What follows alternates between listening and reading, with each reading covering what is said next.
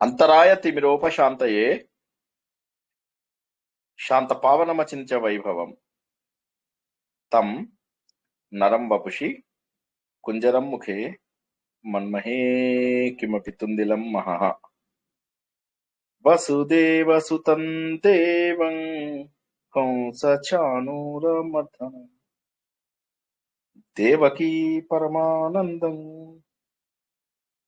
కృష్ణం వందే జగద్గురుం శ్రీకృష్ణం వందే జగద్గురుం. భగవద్బంధువులకు, ఆత్మస్వరూపులకు, సత్యాన్వేషులకు, రసహృదయులకు స్వాగతం, సుస్వాగతం. కొత్తగా రసహృదయులు ఎందుకు సార్? ఎందుకంటే కావ్యాలకు కావాల్సింది స్పందించే హృదయం, ఆనందం చెందాలి. భక్తిభావము ఇవన్నీ సరే, ఇవన్నీ తప్పవు, భక్తిభావం అవి ఉండాలి. కానీ కవి రాసినటువంటి మాటలకు, కవి చేసినటువంటి ఉపమానాలకు, కవి హృదయం లోతుల్లోంచి వచ్చినటువంటి భావాలకు మన లోపల కూడా స్పందన అనేటటువంటిది కలగాలి. ఆ రస స్పందన కలగడం కోసం అని చెప్పి ఇన్ని కావ్యాలు వచ్చాయి మనకు. రామాయణము, మహాభారతము, అనేక పురాణాలు ఇవన్నీ కూడా వేదవ్యాసుడు రాసి ఇచ్చినప్పటికీ కూడా ఎందుకు ఇంతమంది కవులు ఇంత కష్టపడి మళ్ళీ ఈ గ్రంథాలను రాశారు? ఉదాహరణకి కాళిదాసు రాసినటువంటి ఈ మహాకావ్యమే తీసుకున్నట్లయితే ఇది వాల్మీకి రామాయణమే కాకుండా అనేక పురాణాలలో ఉన్నటువంటి గాథల ద్వారా రాశారు. ఎందుకంటే రామాయణం కేవలము రాముడి కథ మాత్రమే మనకు తెలియజేస్తుంది. కానీ అనేక పురాణాలలో ఉన్నటువంటి సూర్యవంశ చరిత్ర, ఎందుకంటే మనందరం ఏమనుకున్నాము, పురాణము అంటే సృష్టి అనేటటువంటిది చెప్పాలి, ప్రళయం ఎలా జరుగుతుంది అనేటటువంటిది చెప్పాలి, మనువుల పేర్లు చెప్పాలి, మనువుల యొక్క వంశము చెప్పాలి, సూర్యవంశం, చంద్రవంశం, రాజుల యొక్క చరిత్రలు చెప్పాలి. ఇవి కనీసం ఒక పురాణంలో ఉండి తీరవలసిందే. ఇవి ఉంటేనే అది పురాణం. ఇవి లేకుండా ఏ ఒక్కటి లేకపోయినా కూడా అది పురాణం అనిపించుకోదు. కాబట్టి పురాణం పంచలక్షణం. ఇంకా కావాలంటే ఎక్కువ ఉండొచ్చు, తక్కువ ఉండే ఛాన్సే లేదు. కాబట్టి ఏంటంటే ఆ లక్షణాలు ఉండాలి. అలాంటప్పుడు సూర్యవంశంలో వచ్చేదేంటి? కేవలం రాముడే కాదు కదా, మనకు సూర్యుడి నుంచి వచ్చింది ఇక్ష్వాకు, మనువు, వీళ్ళందరూ వస్తారు. అక్కడ నుంచి ప్రారంభమైనటువంటిది రాముడు. రాముడు తర్వాత కూడా అనేక మంది రాజులు, వారందరి వరకు కూడా చరిత్ర ఉంటుంది. అయితే కాళిదాసు తీసుకున్న దాంట్లోపల ఏమైందంటే ముఖ్యమైనటువంటివి మాత్రమే తీసుకున్నారు. ఆయన అన్ని తీసుకోలేదు. ఆయన అందరు రాజుల చరిత్రను తీసుకోకుండా కొంతమంది రాజుల చరిత్ర, తను ముఖ్యం అనుకున్నటువంటి రాజుల చరిత్ర మాత్రం తీసుకుని మనకు ఆ వివరాలని చాలా అద్భుతంగా అందించారు. ఒక్కొక్క క్యారెక్టర్ ఒక్కొక్క విషయం చెప్తుంది మనకు. దిలీపుడు ఆయన యొక్క కర్తవ్య నిష్ట గురించి, అద్భుతమైనటువంటి సేవా మార్గం, ఆయన నందినీ ధేనువుకి చేసుకున్నటువంటి సేవ గురించి మనం గత వారం తెలుసుకున్నాం. ఆయనకు కుమారుడు జన్మిస్తాడు రఘు అని చెప్పి, ఇంకా రాలేదు అక్కడి వరకు. మనం ఆ రఘు క్యారెక్టర్ తీసుకుంటే త్యాగం, తండ్రి కోసం చేసినటువంటి త్యాగం. అజుడు ఆయన యొక్క ప్రేమ, భార్య చనిపోగానే ఆయన జీవితంలో విరక్తి వచ్చేస్తుంది, అంత ప్రేమ. ఆత్మ సౌందర్యం కూడా ఆయనకు చాలా ఎక్కువ. అజమహారాజు, దశరథుడు అద్భుతమైనటువంటి కర్మబంధాలు, ఎన్నో ఏళ్లు పరిపాలిస్తాడు ఆయన. జ్ఞాన యజ్ఞం కూడా చేయగలిగేటటువంటి మహానుభావుడు ఆయన. సగం చేశారు ఆయన, ఇంకా పూర్తిగా చేయలేదు. ఆయనకు అవసరమైంది, అక్కడ ఆవశ్యకత అవసరమైంది. రాముడు సరే, రామో విగ్రహవాన్ ధర్మ. రాముడు ధర్మం అనే దానికి ఒక విగ్రహం, ధర్మం ఇలా ఉండి ఈ విగ్రహం పెడితే ఆ రూపం రాముడు. వంశం రాముడు తర్వాత క్రమ పద్ధతి లోపల పతనం అయిపోయింది. ఎందుకని అంటే భౌతిక కారణాల వల్ల, భౌతికత లక్షణాలు ఉండడం వల్ల. అంటే మనకు ప్రాపంచిక విషయాలు కావాలి కావాలి కావాలి అనేటటువంటి భావన మెల్లమెల్లగా త్రేతాయుగంలోనే ప్రారంభమైంది. ప్రతి 10 మందిలో ఒక చెడ్డరాజు రావడం అనేటటువంటిది జరిగింది. చెడ్డరాజు అంటే దుర్మార్గుడు అని కాదు, కానీ సరిగా పరిపాలించలేనటువంటి వాళ్ళు, అంటే దక్షత లేనటువంటి వాళ్ళు, ధర్మాలను సరిగా పాటించలేనటువంటి వాళ్ళు ఎవరైతే ఉన్నారో వాళ్ళందరూ రావడం వల్ల. కాబట్టి అద్భుతమైనటువంటి తత్వాన్ని అందించేటటువంటి ఈ విషయాలన్నీ కూడా ఆయన పట్టుకుని వీటన్నిటికీ కూడా చక్కటి సాహిత్యం. మళ్ళీ ఆ సాహిత్యంలో కూడా వినయం. గత వారం మనం తెలుసుకున్నాం. కాళిదాసు కవి ఇది ప్రారంభించగానే చెప్పాడు, వాగర్ధావివ సంపృక్తౌ వాగర్ధ ప్రతిపత్తయే జగతః పితరౌ వందే పార్వతీ పరమేశ్వరౌ. అన్నవి శ్లోకంతో ప్రారంభించాడు, చక్కటి మంగళాచరణంతో. వాక్కు అర్థం ఏ విధంగానైతే వేరు వేరు కావు, మాట మాట యొక్క అర్థము వేరు వేరు కాదు. వాక్కు ఉన్నప్పుడు దానికి ఒక అర్థం ఉండి తీరవలసిందే. అదేవిధంగా పార్వతీదేవి అమ్మవారు అయ్యవారు ఇద్దరు కూడా వేరు వేరు కాదు. అటువంటి వారిద్దరికీ నేను నమస్కరించి ఇది ప్రారంభిస్తున్నాను. ఎందుకంటే నాకు ఈ వాగర్థానికి, వాక్కుకి అర్థానికి ఇచ్చేటటువంటి ఈ ప్రయత్నం ఏదైతే నా దగ్గర ఉందో, ఏదైతే కావ్యాన్ని రాస్తున్నానో, ఈ కావ్యం రాయడం కోసమని నాకు ఏదైతే శక్తి, జ్ఞానము, తత్వము, చింతన కావాలో ఇవన్నీ రాయడానికి నేను అర్హుణ్ణి కాదు. ఎందుకంటే ఇవన్నీ రాసినటువంటిది వేదవ్యాసుడు, మహానుభావుడు. నేనెంత అనేటటువంటి వినయం. అందువల్ల ఏం చేస్తున్నాడు, భగవంతున్నే ప్రార్థిస్తున్నాడు. భగవంతున్నే ప్రార్థించి ఆయన వేదవ్యాసుడు చెప్పినటువంటి వాక్కులకు నేను సరైన అర్థం గ్రహించాలి. సరైన అర్థం గ్రహించాలి అంటే ఆ వాక్కులకు సరైన అర్థం కావాలి. కానీ వాక్కుకి అర్థంకి తేడా లేనట్టుగానే వాక్కుకి అర్థము వేరు వేరు చేయలేము మనము. అమ్మవారిని అయ్యవారిని వేరు వేరు చేయలేము. కాబట్టి వాళ్ళిద్దరూ తల్లిదండ్రులు నాకు. వారిద్దరికి ముందు నమస్కారం పెడుతున్నాను, నాకు సరైనటువంటి అర్థం తెలియజేయండి. అంత వినయం, అంత గొప్పతనం, మహోన్నతమైనటువంటి ఆలోచన. అటువంటి వారు మరి ఎందుకు మనం ఇవన్నీ నేర్చుకోవాలి? ఒకసారి గరంగా మనం ఆలోచించినట్లయితే ఎందుకు ఈ రఘువంశం ఇవన్నీ ఎందుకు నేర్చుకోవాలి? అలాగే మనకు విశ్వనాథ సత్యనారాయణ గారు రాశారు, బోల్డ్ అని కావ్యాలు రాశారు. ఎందుకు ఇవన్నీ నేర్చుకోవాలి మనము? ఎందుకు ఇవన్నీ తెలుసుకోవాలి? చాలా విషయాలు ఉన్నాయి. ఒక చిన్న ఉదాహరణ మీ అందరికీ చెప్తాను. మనం తపోవన్ మహారాజు యాత్రల గురించి తెలుసుకుంటున్నప్పుడు ఆయన ఏం చెప్పారు? తపోవన్ మహారాజు, ఇప్పుడు మీరు ఋషికేశ్ దగ్గర ఉన్నారు, ఋషికేశ్ దగ్గర నుంచి ఒక 30 కిలోమీటర్లు ఫలానా అడవిలో నడిచి వెళ్తే మీకు ఈ డ్యామ్ వస్తుంది. ఆ డ్యామ్ దగ్గర నుంచి మరి కాస్త ముందుకు వెళ్ళాలి. ఇలా వెళ్తే మీకు ఇంకొక దట్టమైన అరణ్యం వస్తుంది. ఆ దట్టమైన అరణ్యం లోపల కొద్దిగా మీరు ఏలుగుబంట్ల నుంచి వాటి నుంచి కనుక మీరు రక్షించుకోగలిగితే మీరు యమునోత్రికి వెళ్ళగలుగుతారు. ఇదేమిటా, ఇవన్నీ ఇప్పుడు ఎక్కడున్నాయి? లేవు. అంటే అప్పట్లోపల ప్రయాణం ఎంత కష్టమయ్యేది అనే విషయం తెలుస్తుంది, మొదటిది. రెండవది ఏంటి, ఆ రోజుల్లో ఉన్నటువంటి సాంఘిక పరిస్థితులు, రాజకీయ పరిస్థితులు ఏంటి అనేది తెలుస్తుంది. అందులోపల మనం చెప్పాలి అంటే ఆయననే ఎగ్జాంపుల్ గా తీసుకుందాం. ఆయన చెప్తారు, ఇప్పుడు బ్రిటిష్ వాళ్ళు పరిపాలిస్తున్నారు. ఆ బ్రిటిష్ వాళ్ళు ఏ విధంగా ఎక్కడెక్కడికి వెళ్ళడానికి వీలవుతుంది. కొన్ని దేశాల్లోకి వాళ్ళు వితౌట్ వీసాస్ వెళ్ళిపోయే వాళ్ళు. ఆ రోజుల్లో నేపాల్, టిబెట్ ఇవన్నీ ఆయన వీసాలు లేకుండా వెళ్ళిపోయారు. జస్ట్ టికెట్లు కొనుక్కోవడం, వెళ్ళిపోవడం అంతే. తర్వాత ఆయన ఒక్కొక్క రాష్ట్రము క్రాస్ అవుతుంటే, ఒక్కొక్క రాష్ట్రం లోపల, మన భారతదేశంలోనే ఒక్కో రాష్ట్రంలో ఒక్కొక్క రకమైనటువంటి పద్ధతి. ఆ పద్ధతులలో ఏం జరిగింది, అప్పటి సామాజిక వ్యవస్థ ఎలా ఉంది, అప్పటి జనాలు ఎలా ఉండేవాళ్ళు, ఇవన్నీ కూడా మనకు తెలుస్తాయి. అందుకోసమే మనం కావ్యాలు చదవాలి. ఎందుకు చదవాలి? ఈ బుర్రని చిన్నప్పటి నుంచి ఏంటంటే అలా మట్టితో నింపేయడం వల్ల ఏమైపోయిందంటే అది ఎదగడానికి ఇష్టపడడం లేదు. శుభ్రపరచడం మొదలెడితే మట్టిని తీసేయడం ఎంతసేపు? చాలా సులభంగా తీసేయవచ్చు. మన తెలుగు లోపల రాజశేఖర చరిత్ర కనుక మొట్టమొదటి నవలగా తీసుకున్నట్లయితే, అంతకంటే ముందే కాశీయాత్ర చరిత్ర అని ఒక ట్రావెలాగా అనుకోవచ్చు, నవలలాగా కూడా అనుకోవచ్చు. ఒక ఆయన మద్రాసు నుంచి ప్రారంభించారు ఆయన జర్నీని.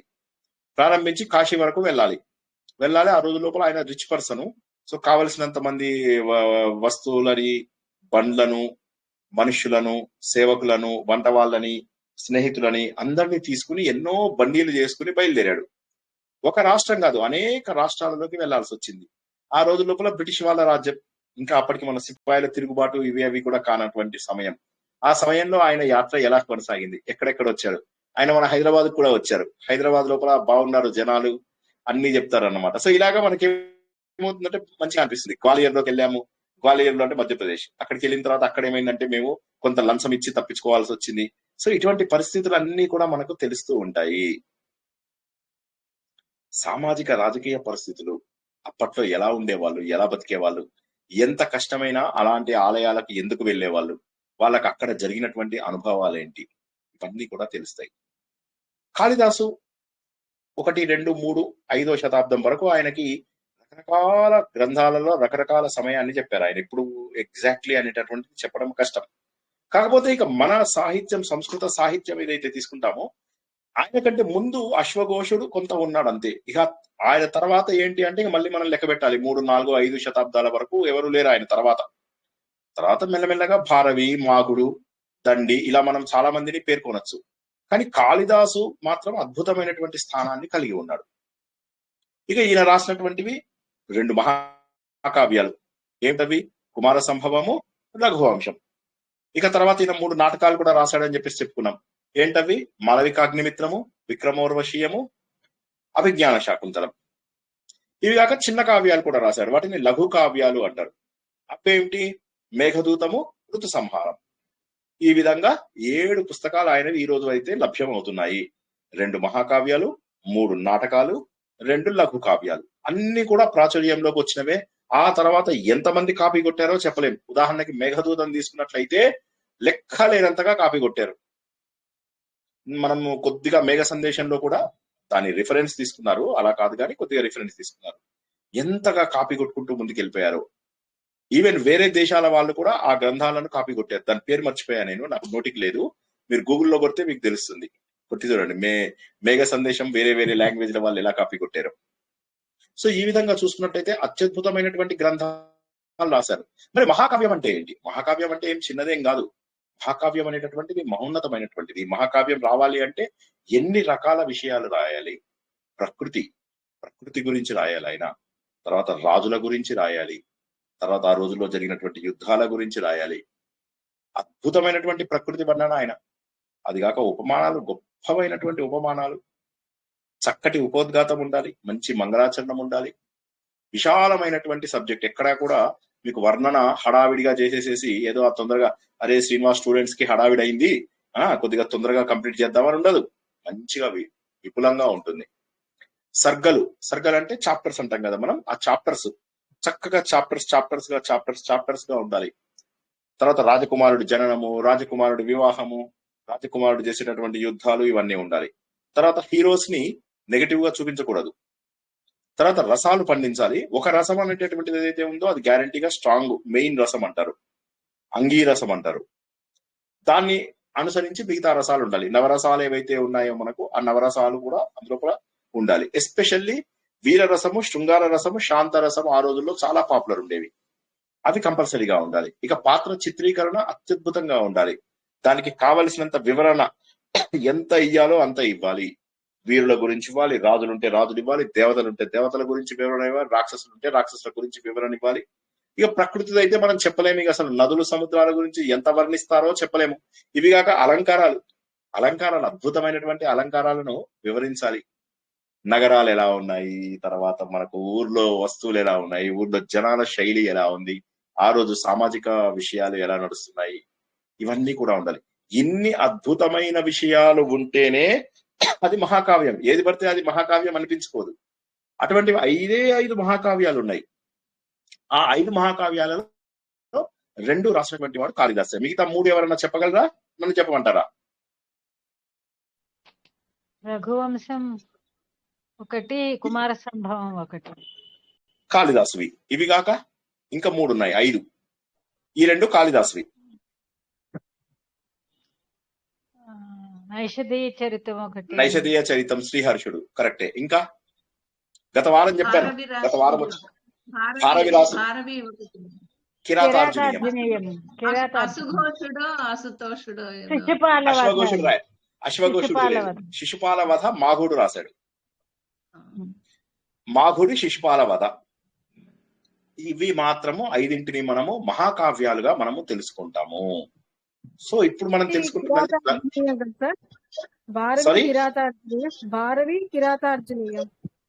అవును, భారవి కిరాతార్జునీయం కరెక్ట్. భారతి కిరాతార్జునీయము, మాఘుడేమో శిశుపాల వధ. ఓకేనా? శ్రీహర్షుడేమో శ్రీహర్షుడు నైషధీయ చరిత. ఈ 3 వేరే వాళ్ళు రాసినవి. కాళిదాసు రాసినవే 2 9లో. ఒకటేమో రఘువంశం, ఆబ్వియస్లీ సూర్యవంశం చరిత్ర, రాముడు, ఆయన కంటే ముందు ఆయన కంటే తర్వాత ఉన్నటువంటి రాజుల యొక్క చరిత్ర. ఇక కుమార సంభవం అంటే కుమారస్వామి పుట్టడాన్ని కుమార సంభవం అంటారు. ఎందుకు పుట్టాడు కుమారస్వామి? అప్పటికి ఈయన శివుడు పూర్తిగా వైరాగ్యం వచ్చేస్తుంది. సతీదేవి అప్పటికి అగ్నిగుండంలో ప్రాణత్యాగం చేసుకుంటుంది. అందువల్ల ఆయన ఎలా ఉన్నాడు? తపస్సు చేసుకుంటూ ఉన్నారు. పార్వతీదేవి ఆయన దగ్గరికి ఎలా వచ్చింది? పార్వతీదేవి ఆయనకి ఏ విధమైనటువంటి సేవలు చేసుకుంది? ఆయనను ఎంతగా ప్రేమించింది? ఈయన పార్వతీదేవి ముందే శివుణ్ణి తిడుతూ ఉంటాడు. ఒక వేరే మారువేషం వేసుకొచ్చి అడుగుతాడు, ఏంటమ్మా అతన్ని ఇష్టపడతావు? అతను ఇలాంటి వాడు, అలాంటి వాడు, బూడిద పూసుకుంటాడు, మెడలో కపాలమాలలు వేసుకుంటాడు, అతన్ని నువ్వు ఇష్టపడ్డవేంటి అని. అంటే ఈమెకు కోపం వస్తుంది. అలాంటి వాడు కాదు, ఆయన గురించి తెలియాలంటే సరైనటువంటి జ్ఞానం ఉండాలి. బహుశా మీకు అది కనిపించడం లేదు. అని చెప్పి సో పరీక్షలో నెగ్గుతుందన్నమాట ఆవిడ. సో అది పార్వతీదేవి ప్రేమ. ఇవన్నీ కూడా మనం హరిద్వార్, ఋషికేశ్ ఇటు వెళ్ళిన వాళ్ళందరికీ కొంత అలవాటు అవుతాయి. ఎందుకు మనం తీర్థయాత్రలు చేయాలి అంటే అందుకే. ముందు రస హృదయం, ఈ రస హృదయం లేకపోతే ఇవన్నీ ఎంతసేపు బండగా పనులు చేయడానికి అలవాటు, ఆ తర్వాత ఏదో హడావిడిగా చేసేసి హంగు అలా కాదు. ప్రశాంతంగా తీర్థయాత్రకి వెళ్ళినా కూడా జనాలు హడావిడే, భోజనానికి హడావిడే, టీలకు కాఫీలకు హడావిడే. ఇవన్నీ కాకుండా ప్రశాంతంగా కూర్చొని చూస్తూ ఉండండి, ప్రకృతిని చూడండి, చక్కగా అక్కడ జరిగినటువంటి సంఘటనలు చూడండి, లోకల్ గా పురాణం ఏంటో తెలుసుకోండి, అక్కడ జరిగినటువంటి సంఘటనను ఊహించుకోండి. అది ఊహించుకున్నప్పుడే కదా మనం నాగార్జున అన్నమయ్యలో ఏమైంది, అతను ఆ సంఘటనలు అన్ని ఊహించినప్పుడు ఆయనకు కళ్ళలోంచి నీళ్ళు వచ్చేస్తాయి, వచ్చి అంతా రామమయం జగమంతా రామమయం అనగలిగాడు. అంటే భావన అనేటటువంటిదే మెయిన్ ఇందు లోపల. ఆ భావన తెప్పించేది ఏంటి? వర్ణన. కవి ఎంత వర్ణన, కథ చెప్పడం 3 ముక్కల్లో అయిపోతుంది, కానీ వర్ణన చాలా ముఖ్యము. ఆ వర్ణన ఏదైతే ఉందో వీరు చాలా అద్భుతంగా రాశారు. నేను మీ అందరికీ విశ్వనాథ సత్యనారాయణ గారి ఆ నవల గురించి మీకు 1000 పడగల నవల పరిచయం చేసినప్పుడు ఒక మాట చెప్పాను. అందులో ఏమవుతుంది, ధర్మారావు హీరో అలా వెళ్తూ ఉంటాడు, రోడ్డు మీద ఎవరో సూర్యనారాయణ అని కనిపిస్తాడు. అనగానే ఆ సూర్యనారాయణ యొక్క వంశం మొత్తం చెప్తారు, అటు 2 తరాలు ఇటు 2 తరాలు అన్ని చెప్తారు. చెప్తే మనం అనుకుంటాం ఓకే ఈయన కథలో చాలా ఇంపార్టెంట్ అట్లా అనుకుంటాం. అనుకున్న తర్వాత సూర్యనారాయణ వెళ్ళిపోతాడు, మళ్ళీ మనకు కథలో ఎక్కడా కనిపించాడు. కానీ ఏం చెప్పడానికి అక్కడ మహానుభావుడైనటువంటి విశ్వనాథ సత్యనారాయణ నిశ్చయించారంటే అప్పుడు ఉన్నటువంటి సామాజిక పరిస్థితులు ఏమిటి, అప్పట్లో ఉన్నటువంటి రాజకీయ పరిస్థితులు ఏంటి, అప్పట్లో ఉన్నటువంటి కుటుంబ ధర్మాలేంటి, అప్పట్లో ఉన్నటువంటి ఆశ్రమ ధర్మాలేంటి, అప్పట్లో ఉంటే వర్ణాశ్రమాలేంటి, అప్పటిలో ఉన్నటువంటి కుటుంబ గౌరవము, దాన్ని ఎలా కాపాడుకోవడము, బాధ్యతలు, వాటిని ఎలా నిర్వర్తించే వాళ్ళు. లౌకిక విషయాలకు ఆ రోజుల్లో మరీ ఎక్కువ ప్రాధాన్యత ఉండేది కాదు. సమాజం పైన బాధ్యత ఉన్నప్పటికీ లౌకిక విషయాల కంటే కూడా పరలౌకిక విషయాలు ఏవైతే ఆధ్యాత్మిక విషయాలో వాటి లోపల ఎక్కువ గుర్తింపు ఉండేది. అవి మనం రచనలు చదువుతున్నప్పుడు తెలిసేది. అప్పటి ప్రేమలు, అప్పటి ఆప్యాయతలు, అప్పటి కోపాలు, అప్పటి అలుకలు, అవన్నీ కూడా ముద్దే వస్తూ ఉంటాయి మనకు. అవన్నీ చదువుతుంటే ఆనందమే అనిపిస్తుంటాయి, ఏమీ బాధ అనిపించదు. కానీ అది చదవడానికి ఓపిక ఉండాలి.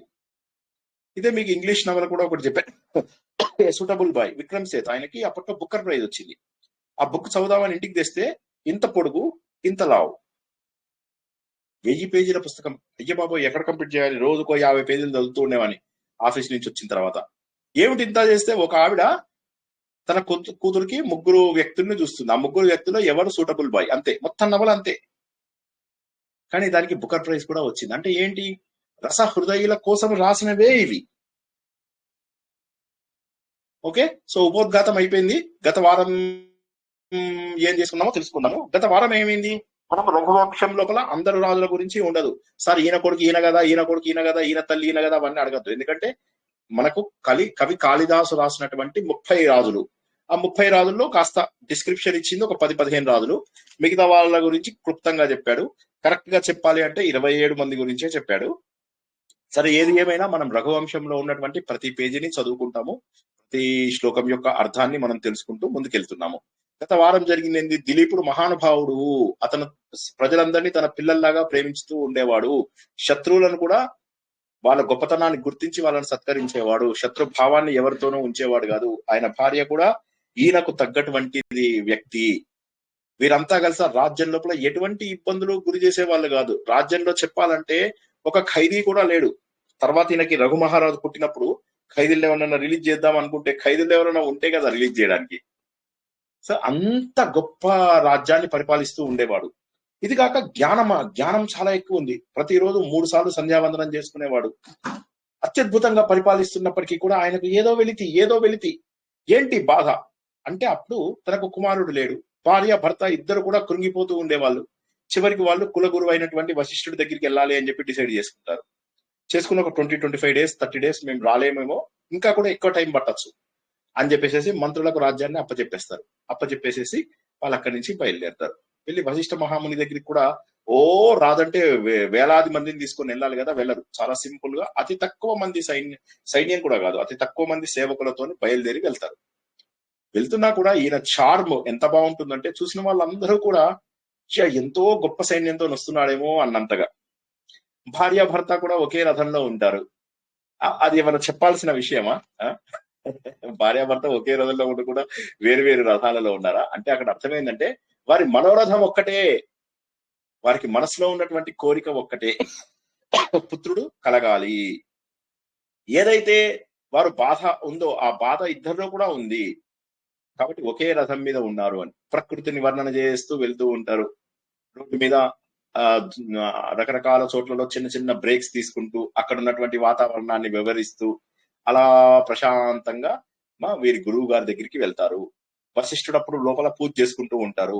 ఈ మధ్యలో వీళ్ళు ఏం చేస్తారు, మధ్యలో ఇంకో చోట ఒక అడవి నుంచి ఇంకో అడవికి వెళ్ళి ఆ అడవి లోపల నుంచి సమిధలు, ఈయనకు కావలసినటువంటి చెట్లు, యజ్ఞ యాగాదులకు సంబంధించినటువంటి వస్తువులు ఇవన్నీ కూడా అరణ్యం నుంచి తీసుకొస్తారు.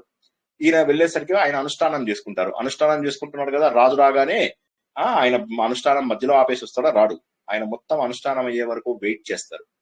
ఆయన అనుష్ఠానం అయిన తర్వాత వచ్చి అప్పుడు వీరు పాదాభివందనం చేస్తారు. అప్పుడు మళ్ళీ వర్ణన, వారిద్దరు ఎలా ఉన్నారు, అరుంధతి వశిష్ఠులు వాళ్ళు అగ్నిదేవుడు స్వాహదేవి లాగా ఉన్నట్ట. అంటే ఆ వర్ణన ప్రతి చోట అద్భుతమైనటువంటి వర్ణన, గొప్ప ఉపమానాలు వాటితో చెబుతూ వీరు మహానుభావులు. వీళ్ళు వెళ్ళి రాజు ఆయన భార్య ఇద్దరు కూడా పాదాభివందనం చేస్తారు. ఎందుకని, మరి రాజు ఎంత గొప్పవాడు, భౌతిక బలం, రాజకీయ నీతి, ఆధ్యాత్మికంగా కూడా గొప్పవాడే ఆయన. అయినప్పటికీ కూడా దైవానికి సంబంధించినటువంటి తాపములు ఏవైతే ఉంటాయో వాటిని పోగొట్టేది వశిష్ఠుడే. మనం చెప్పుకుంటూ ఉంటాం దైవ తాపాలు, త్రివిధ తాపాలు అని చెప్పేసి, ఓం శాంతి శాంతి శాంతి అనుకున్నప్పుడు మొదటిది ఆధ్యాత్మిక తాపాలు, మధ్యలో అది భౌతిక తాపాలు, మూడోది అది దైవిక తాపాలు. ఆధ్యాత్మిక తాపాలు అంటే ఏంటి, మన శరీరంలో వచ్చేటటువంటి వాత పైత్య కఫం ఏవైతే ఉంటాయో అందులోపల ఇంబ్యాలెన్స్ అయినప్పుడు వచ్చేటటువంటి రోగాలను ఆధ్యాత్మిక తాపాలు అంటారు. భాగంకి వచ్చేసరికి అది భౌతిక తాపాలు, అంటే బయట వస్తువుల నుంచి బ్యాక్టీరియా, వైరస్, కుక్కలు, నక్కలు, జంతువులు మన పైన కాటేయడము, పాములు కాటేయడము, బయట వస్తువుల ద్వారా మనకు వచ్చేటటువంటి తాపము.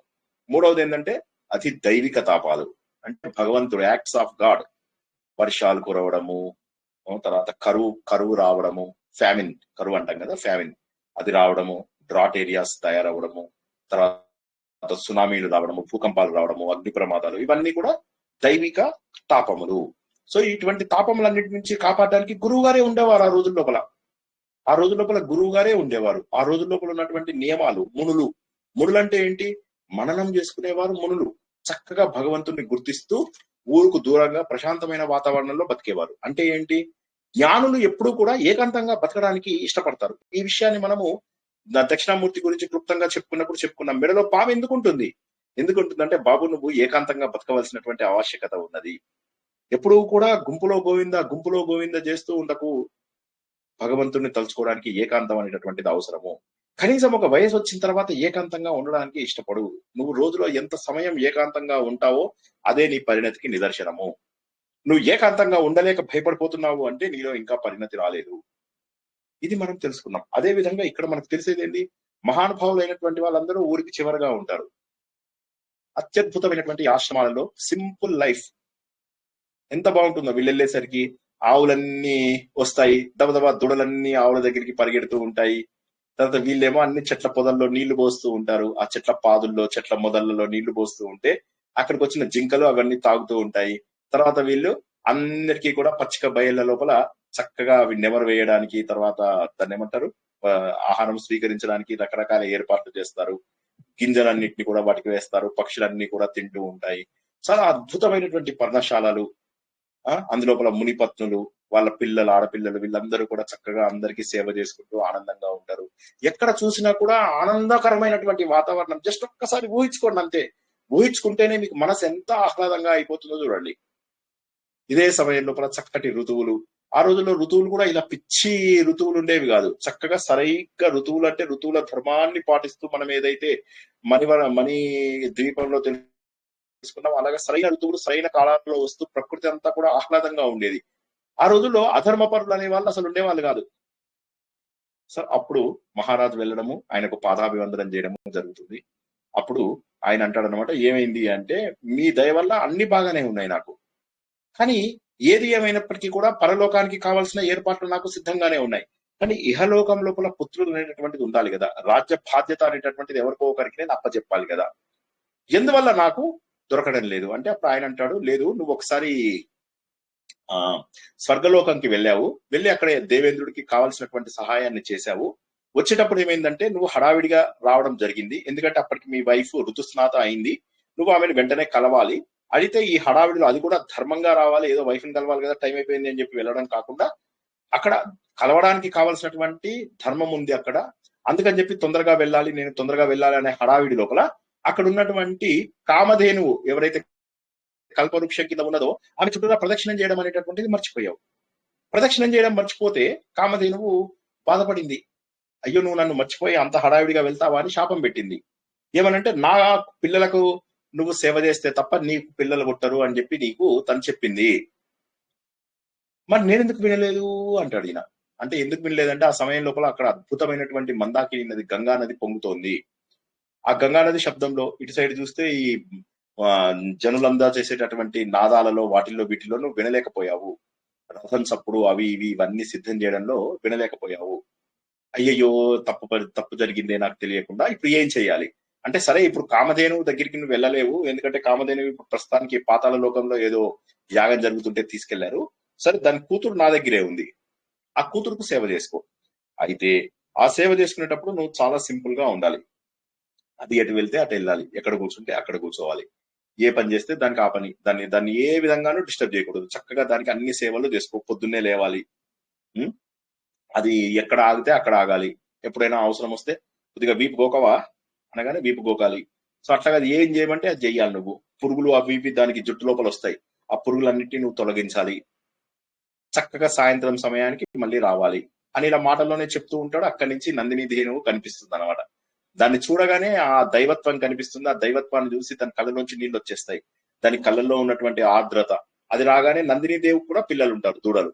ఆ దూడలు పరిగెత్తుకుంటూ తల్లి దగ్గరికి రావడము, ఆ తర్వాత అది తాగినంత పాలు తాగిన తర్వాత అప్పుడు మాత్రమే మిగిలిన పాలని హోమగుండంకి అంటే యజ్ఞయాగాలకు కావలసినంత పాలు తీసి, అది కూడా మిగిలిపోయినది మాత్రమే వీళ్ళు కాఫీలు టీలు తాగడానికి, మనలాంటి వాళ్ళు ఉంటారు కదా కొంతమంది కాఫీ భక్తులు, ఆ కాఫీ భక్తుల కోసం టీ భక్తుల కోసం సెపరేట్ ఉండేదన్నమాట. సో ఇంత అద్భుతమైనటువంటి ఏర్పాటు జస్ట్ ఒకసారి కళ్ళ ముందు అవన్నీ తిరుగుతున్నట్టుగా ఊహించుకోండి. అప్పుడు కాళిదాసు చెప్పినటువంటి రమణీయమైనటువంటి దృశ్యాలన్నీ కూడా మనం ఆనందంగా గుర్తించగలుగుతాం. భార్య లేస్తుంది, పొద్దున్నే పూజ చేయడము, ఇద్దరు స్నానాలు, వారికి చేయాల్సినటువంటి కార్యక్రమాలన్నీ చేసి, సంధ్యావందనం లాంటివి పూర్తి చేసి, సూర్యుడికి అర్ఘ్యం ఇవ్వడం లాంటివి పూర్తి చేసుకుని బయలుదేరి దాని వెనకాలే వెళ్తూ ఉంటాడు ఈయన. భార్య ఇక్కడే ఉండిపోతుంది, ఇంకైనా వెళ్తూ దాన్ని కాపాడుకుంటూ ఎక్కడికి వెళ్తే అక్కడికి వెళ్తూ దాన్ని చాలా ప్రేమగా చూసుకుంటూ నందిని దేవి కూడా మంచిగా సంతోషపడుతూ ఉంటుంది. ఆయన గుర్తుపడుతుంది, ఆయనతో చాలా సంతోషంగా ఉంటుంది.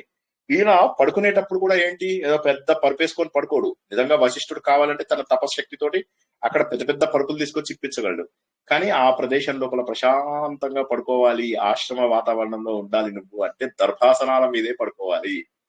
సో ఆ దర్భలు తీసుకొచ్చి వాటిని అక్కడ వేయడము, వాటిపైన భార్యాభర్త పడుకుంటారు. అత్యద్భుతంగా వారికి ఎందుకో ఆనందం అనిపిస్తూ ఉంటుంది. రాజ్యంలో ఉన్నటువంటి ఎన్నో భోగాలు వారికి ఈ ఆనందాన్ని ఇవ్వవు. సరే అక్కడి నుంచి అలా 20 రోజుల పాటు 25 రోజుల పాటు ఎన్నో రోజులు చేస్తారు. చేసిన తర్వాత ప్రతిరోజు ఇంటికి రావడము, ఇంటికి వచ్చిన తర్వాత దానికి మళ్ళీ పూజ చేయడము. ఆ పూజ చేసినప్పుడు ఏమవుతుంది, దాని దూడ పరిగెత్తుకుంటూ వస్తుంది కదా. సో ఆ దూడ వచ్చింది, నేను వీళ్ళని పక్కకి జరుపుతాను అనుకోదు. అది వీళ్ళు పూజ చేస్తే పూజ చేయించుకుంటుంది, చక్కగా పూజ చేయించుకుని అంతా అయిన తర్వాత అప్పుడు తన కూతురు దగ్గరికి వెళ్తుంది అనమాట. అది తన పిల్లల దగ్గరికి వెళ్తుంది. ధేనువు కూడా తెలుసు, ప్రొసీజర్స్ అన్ని తెలుసు. సో అలా వీళ్ళకి కూడా సరదా అనిపిస్తూ ఉంటుంది. మళ్ళీ అదంతా అయిపోయిన తర్వాత చివరికి ఆ ప్రాంతాన్ని అంతా క్లీన్ చేసి పేడలెత్తి వాటన్నిటిని ఒక దగ్గర చక్కగా డిపాజిట్ చేసి దాని దగ్గర దీపం పెట్టి అది పడుకుందా లేదా చూసి అప్పుడు ఈయన వచ్చి పడుకునేవాడు. సేవ చేస్తున్నానని అనిపించేది కాదు ఈయనకి. ఎంతో ప్రశాంతంగా జీవితం ఎంతో ఆనందంగా ఉన్నట్టు అనిపించేది. చేసిన కొద్ది రోజులే అయినప్పటికీ కూడా ఆయన ఆవుతోటి చక్కటి ఫ్రెండ్షిప్ ఏర్పడిపోయింది, చక్కటి బంధం ఏర్పడింది, ఎంతో సంతోషంగా ఉన్నారు ఆయన. సరే కొన్ని రోజులు చూసిన తర్వాత ఆ నందిని దేనివో ఆలోచించింది, ఏం చేయాలి, ఈయన కొంత పరీక్ష చేస్తే ఎట్లా ఉంటుంది అని. ఏం చేస్తుంది, అది మెల్లమెల్లగా అక్కడ గంగా ప్రవాహం ఉన్న దగ్గర వెళ్తుంది అనమాట. అక్కడ మంచిగా పచ్చిక కూడా ఎలా ఉంటుందంటే చాలా అద్భుతంగా ఉంటుంది. రోజులాగానే చక్కగా స్నానాలు అవి చేసి సంధ్య చేసుకుని మెల్లగా బయలుదేరతారు వీళ్ళు. గంగా నది శబ్దం వినిపిస్తూ ఉంటుంది అద్భుతంగా చెవుల లోపల.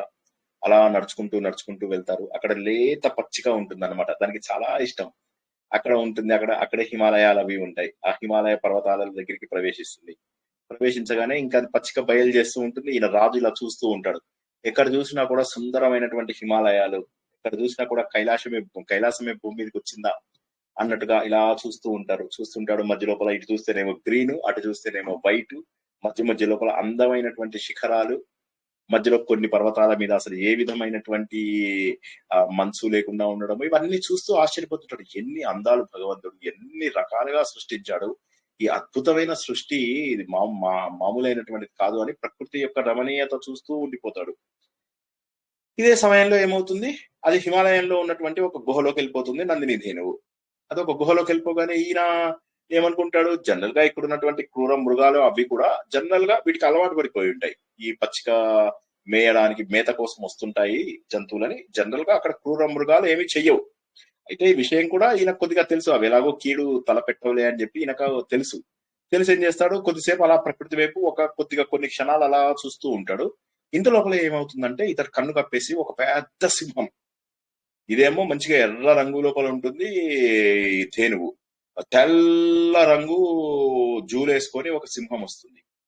వచ్చేసేసి దీన్ని పట్టుకొని ఇంకా లోపలికి లాగడం మొదలెడుతూ ఉంటుంది, ఈడ్చుకుపోవడానికి ప్రయత్నం చేస్తూ ఉంటుంది. అప్పుడు చూడాలి ఇక ఒక్కసారి నందిని ఆర్తనాదం చేస్తూ కేకలు అరుపులు దారుణంగా చేస్తూ ఉంటుంది.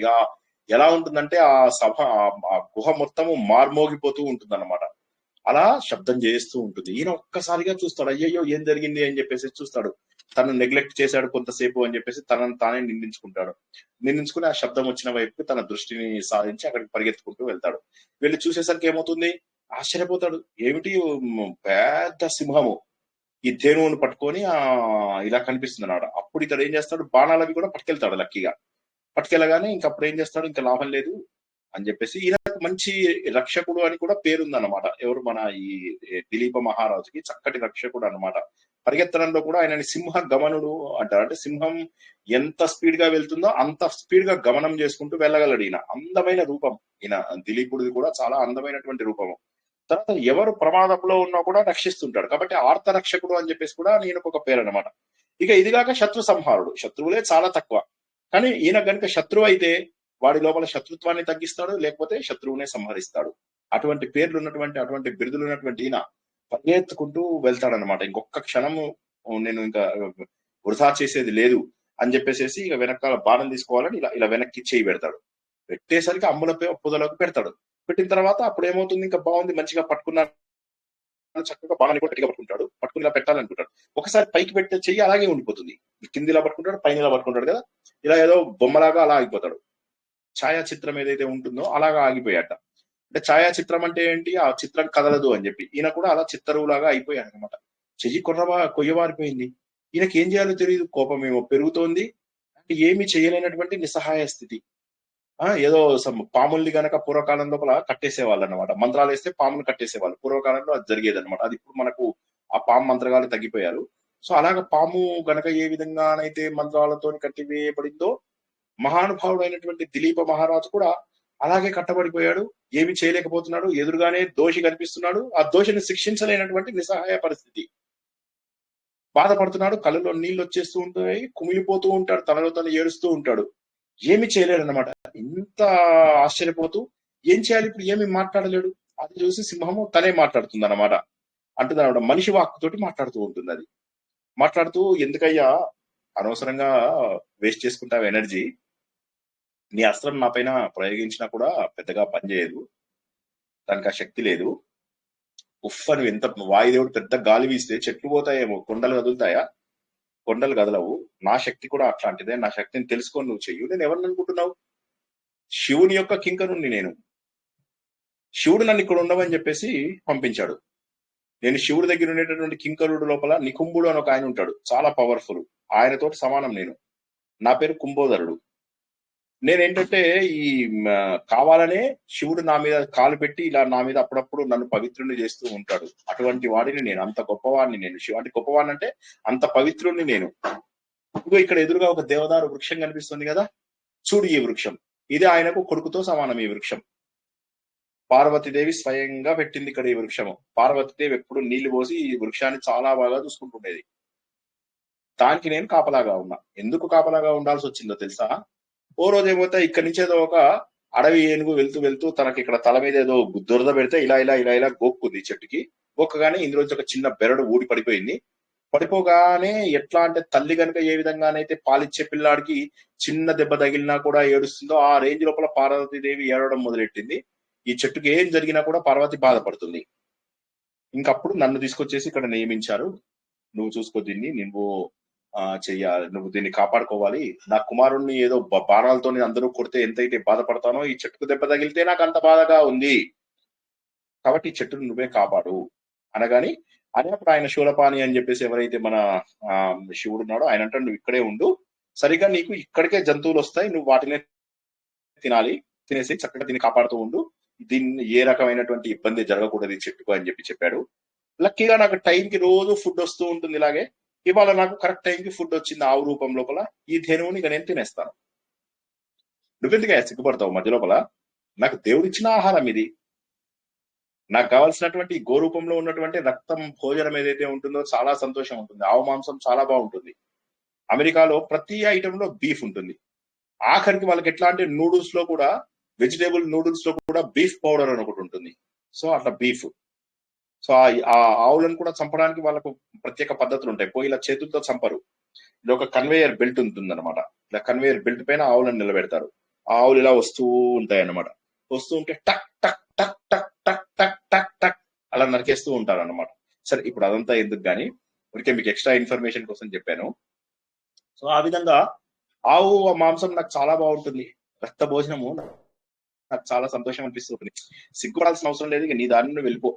నువ్వు మంచిగా భక్తి చూపించుకున్నావులే. మీ గురువు గారు అంటే చాలా భక్తి చూపించుకున్నావు, నువ్వు చాలా గొప్పవాడివయ్యా, వెళ్ళిపో. నువ్వు ఇంకా శస్త్ర బలంతో నువ్వు కాపాడుకోగలిగేటటువంటిది కాదు ఈ విషయం. దాన్ని కాపాడుకోవడానికి నీ శస్త్ర బలం కాదు, నాకు భగవంతుడి యొక్క బలం ఉంది.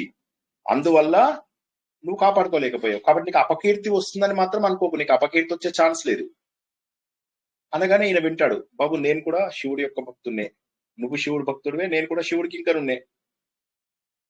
నాకు తెలిసింది నా అస్త్రబలం పనిచేయకపోవడానికి భగవంతుడిదే అనే శక్తి అని నాకు అర్థమైంది. ఇది నీ శక్తి కాదు, ఖచ్చితంగా నాకు తెలుసు. ఇది భగవంతుడి శక్తి అన్న విషయం తెలియనంత మూర్ఖుని కాదు. ఎందుకంటే నాకు ఈ బాణ ప్రయోగం చేయకపోవడం అనేటటువంటిది లైఫ్ లో ఇది ఫస్ట్ టైం. పెద్ద పెద్ద ఈవెన్ వజ్రాయుధం ఉన్నటువంటి ఇంద్రుడికి కూడా నేను సహాయం చేసినటువంటి వాడిని. అట్లాగా ఏంటంటే నాకు ఆ శక్తి తెలియక కాదు.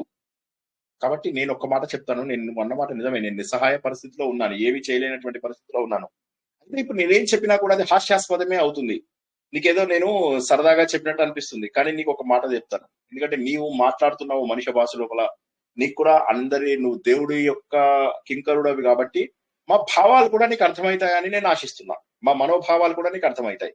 నేను నీకు ఒక అభిప్రాయం చెప్తాను. ఈ ప్రపంచంలో ఏదైతే నువ్వు చెప్తున్నావో సకల చరాచరులకు, జీవరాశులకు అందరికీ కూడా భగవంతుడైనటువంటి పరమేశ్వరుడు నాకు కూడా పూజ్యుడే. అయితే ఇప్పుడు ఇక్కడ ప్రాబ్లం ఏంటంటే నాకు శివుడితోని ఇబ్బంది లేదు. నా గురువు గారికి అగ్నిహోత్రానికి కావలసినటువంటిది ఆవు. ఈ ఆవు నా ముందే నశిస్తుంటే నేను ఎలా ఊరుకోగలను చెప్పు. పోనీ నేను ఎదుర్కొందామంటే నాకు శక్తి లేదు. ఒక పని చేద్దాం, నీకు కావాల్సింది ఆహారమే కదా. సరైన సమయానికి నీ దగ్గర ఆహారం రావాలి. ఆ గోవును వదిలేసి నేను నీకు ఆహారం లాగా నిలబడతాను, నన్ను తినేసేయి.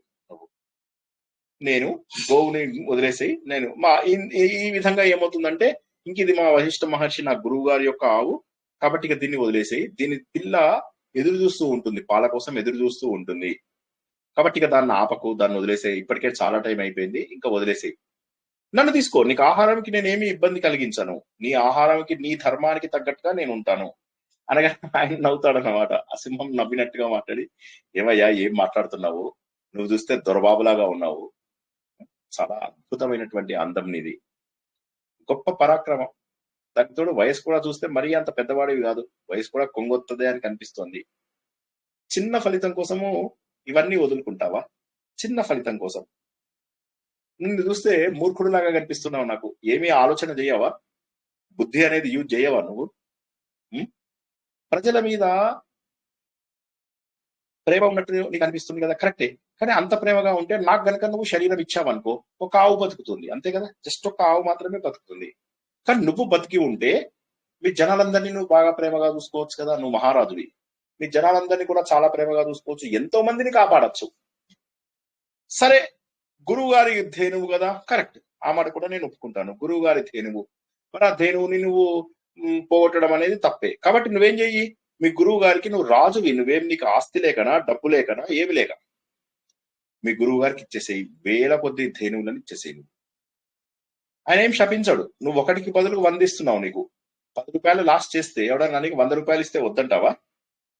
కావాలంటావు. వాడు ఇంకో 10 ఇస్తే అది కూడా తీసుకుంటావు, ఎంత ఇస్తే అంత తీసుకుంటావు.